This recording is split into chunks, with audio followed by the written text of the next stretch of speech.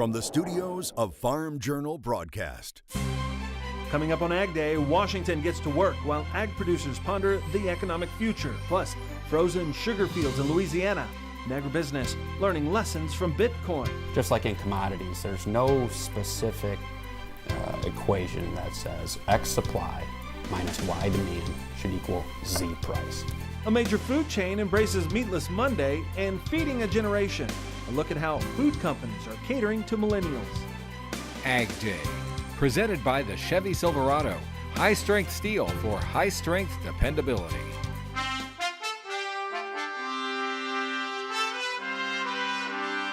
Good morning, I'm Clinton Griffiths. As the 2018 American Farm Bureau Convention wrapped up in Nashville this week, Farm Bureau President Zippy Duvall said he feels good about the organization's policy book for the year ahead, a year that could see changes to trade and the Farm Bill.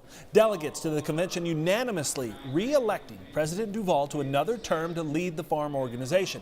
And Duvall says the group made some tweaks to policy, but otherwise he likes where the organization is headed. He says Farm Bureau is prepared to help lawmakers write the next farm bill this year. Duvall says it feels like official Washington is now more of a partner than in years past. We have a seat at the table. It makes me excited. It makes me optimistic for the future, and it makes our members excited and optimistic. And I think you saw that emotion flow over into the crowd. And I don't think it has anything to do with D or R. I think it has to do with, thank God somebody's listening to us and we at least can share our points of view. Though the president's comments on NAFTA and trade in general were brief, Duvall feels the administration does have a clear understanding of the importance of agricultural trade to farmers and ranchers. An economic indicator created by Purdue University shows more farmers are willing to invest in machinery and on-farm buildings this year, but the benchmark still falls well short of optimism.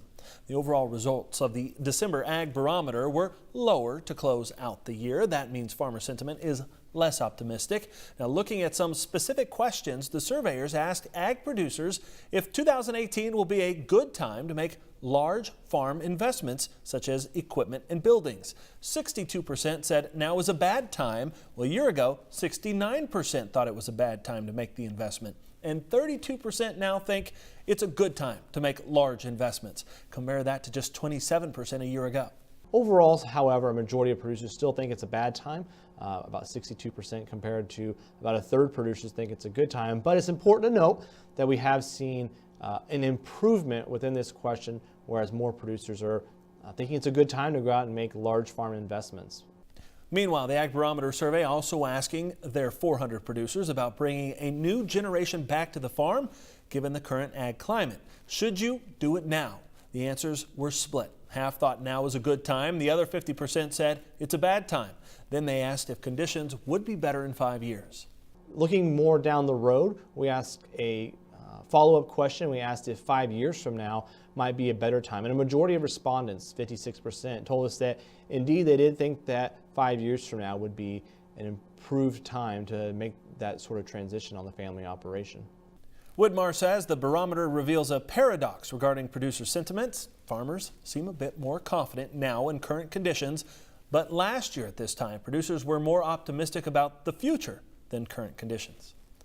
The bitter cold blast that hit much of the eastern half of the U.S. last week has moved on, but not before damaging one of the few standing row crops, sugarcane. In this report provided by the LSU Ag Center, Craig Gautreaux says with snow and hard freezes, December was a real challenge for cane growers. Louisiana sugarcane farmers received a 1-2 punch from the weather in the past month. First, a rare South Louisiana snowstorm blanketed the crop, knocking down cane and slowing the harvest. Then to start the new year, an extended period of extremely cold temperatures threatened to ruin the crop. Anytime the stalks split and the weather starts warming up, we have bacteria that starts getting in the stalk. And that starts the deterioration process. Fortunately, the weather has cooperated for growers and temperatures have not warmed enough to cause issues. We've had continued cool weather, cool days and cool nights. We've had the right kind of weather to get us past that critical point. The grinding season typically finishes near the end of the year, but this year it's extended because of an increase in acreage and a large crop in terms of tonnage of cane and recoverable sugar. Mills in the Bayou Teche area are still open to process the crop. As cane acres have increased a little north of the Teche and a little west of the Teche, a lot of that cane is coming to the Teche area mills because they're the closest ones. A month ago, the amount of recoverable sugar per acre was on pace to set an all-time record. Now there is some uncertainty as to whether the record will be broken. They may see a slight decrease at the end of their harvest, but I think we're going to get the majority of this crop in. Patu said everyone is working together to ensure that all of this year's crop makes it to the mills. We helping each other. It's neighbor helping neighbor. With the LSU Ag Center, this is Craig Gautreaux reporting.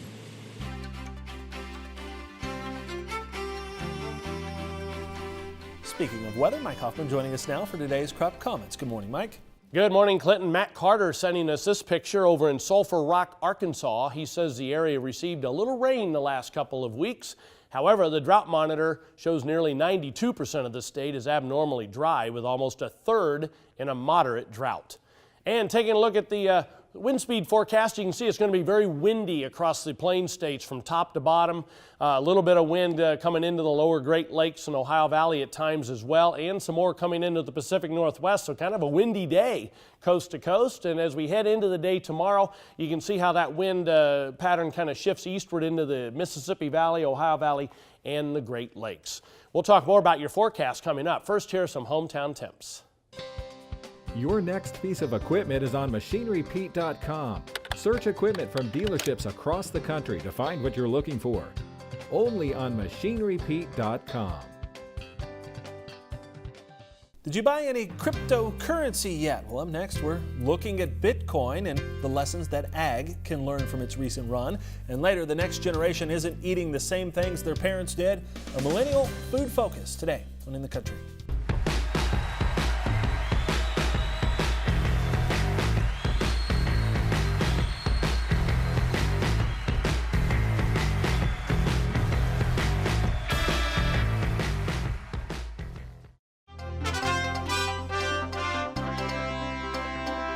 In agribusiness, let's check markets from the floor of the CME. Today in soybeans, it was down again. Futures really continue to fall as that new wave of selling comes in and pushes it even lower. The big expectation is that the USDA report that's coming out on Friday is going to also reduce demand as well as increase the stocks. That's really putting some serious pressure on the market. Corn was pretty steady today. The futures really traded in a very tight range, just a couple of cents. The wheat was also firm today, kind of bounced around a little bit, but we got some support in the futures that kind of like give the prices somewhat of a boost. There is still some weather concerns about the wheat because we're expecting frigid weather again next week. Today, cattle was really consolidating. The weather extremes are ahead, and it's certainly slowed down the selling. Thank goodness. So the market is kind of pooling somewhat. So did find some support and a little bit of buying, and maybe the sellers were just a little bit too exhausted. That's all from the floor at the CME Group here in Chicago. I'm Virginia McGaffey. Cryptocurrency like Bitcoin has been a hot topic in financial markets lately. Tyne Morgan joins us from the Agribusiness Desk with more on what agriculture can learn from this new phenomenon. Here now with Craig Van Dyke of Top Third. Craig, you know, I hear all this chatter about Bitcoin. First of all, what is it? Let's start with the basics. Fantastic question. Thank you. You know, look, I'm not going to claim to be the cryptocurrency expert by any means, and you know, I would almost debate if anybody is at this exactly. point, being that it's such a new market. But you know, it's basically just an electronic form of what they call a currency. I would debate that currency is maybe not the term to use. I would say more of a speculative asset than anything, in exchange of a medium of money, right?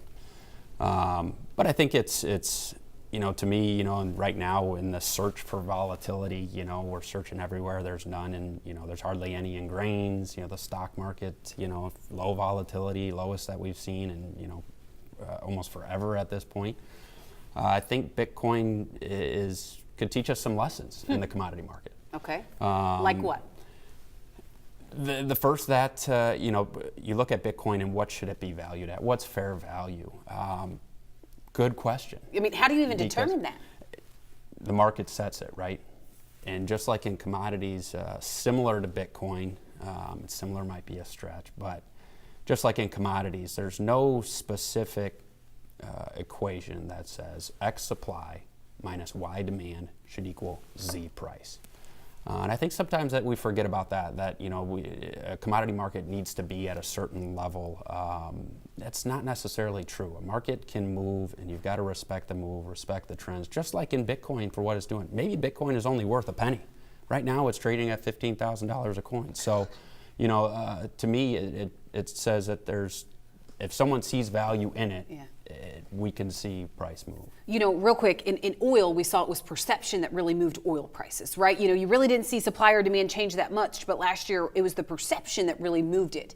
Is that what it could take to move like this corn market? Is it all just a change of perception that we need, not necessarily a change in supply or a change in demand? And that's what a futures market is, right? We're trading perception. There is, in reality, whatever the price today is not right either, because half the market's short and half the market's long, right? So someone's telling you you're wrong immediately. So that's what we trade as perception. I think Bitcoin helps us learn that a little bit.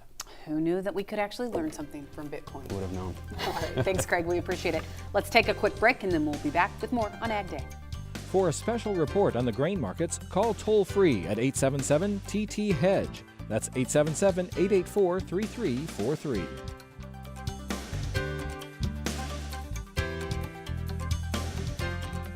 Ag Day, brought to you by Instinct and N-Serve nitrogen stabilizers. They don't just stabilize nitrogen, they maximize it, so crops deliver the max in return. Learn more at maxinmaxout.com.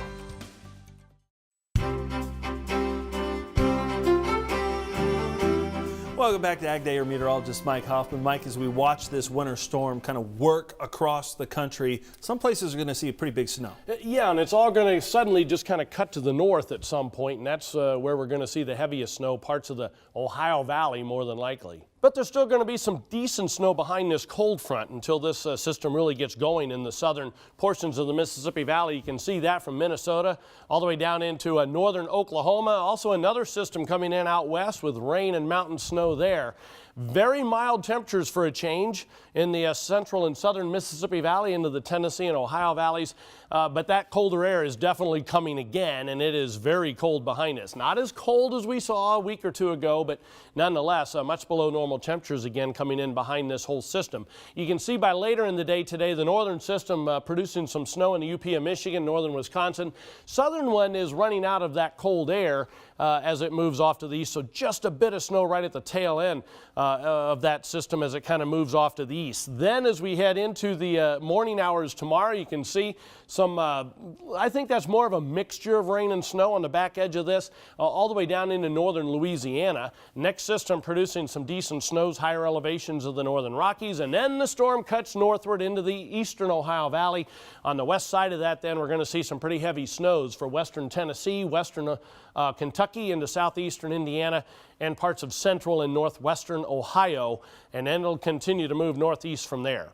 Precipitation estimate over the past 24 hours, you can see generally light amounts, but as we head through the next 36, all these systems get going, so we're going to see some pretty heavy amounts of moisture, not only in the Pacific Northwest, but also the southern Mississippi Valley all the way into the northeast. Some of that's melted snow, obviously, but some of that is rain. Snowfall estimates over the past 24 hours, that streak across the northern plains, the next system trying to get going there, and then you can see once it does cut off to the northeast over the next 36 hours, we start to get some accumulations there, western Tennessee all the way into northwestern Ohio. Checking out temperatures this afternoon, high of only -4 in Bismarck during the afternoon hours, still 52 in Chicago, 72 in New Orleans.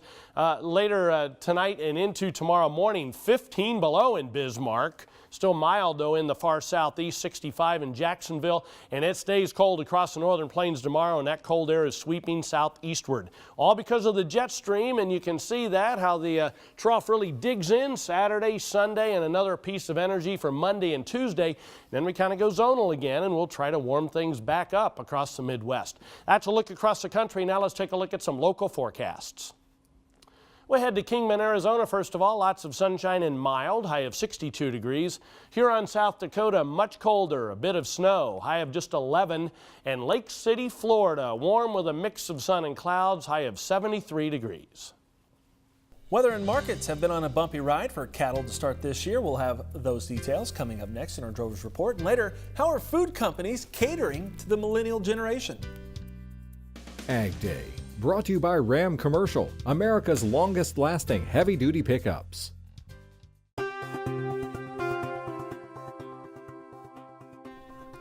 On Drovers TV, it was a mixed day for cattle markets as traders worked to get a grasp on recent cold weather.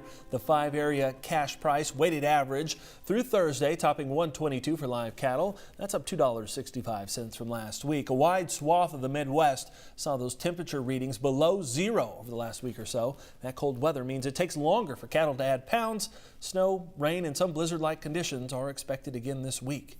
And global restaurant chain TGI Fridays announcing it will join forces with the nonprofit organization behind the Meatless Monday campaign. That news comes just a week after TGI Fridays said it has added a plant-based Beyond Meat burger to its menu at more than 450 of its restaurants nationwide. The restaurant's collaboration with Meatless Monday will feature online promotional activities, including Facebook postings and other social media efforts. TGI Fridays said their addition of plant-based burgers is an attempt to appeal to what it calls a food-forward customer and has the potential of drawing diverse customers to the meat-centric chain. With Beyond Burgers, the company said diners will have a sensory experience of a traditional burger without sacrificing taste.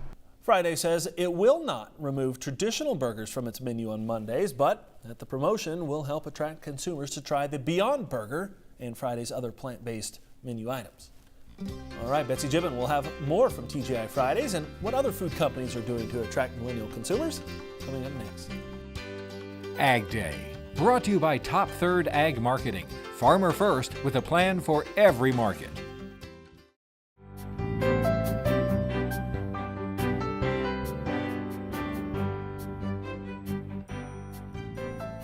Millennials continue to gain influence with retailers and companies, and that includes the food they buy. As Betsy Gibbon reports, many of these businesses are studying up and catering menus to these new consumer demands.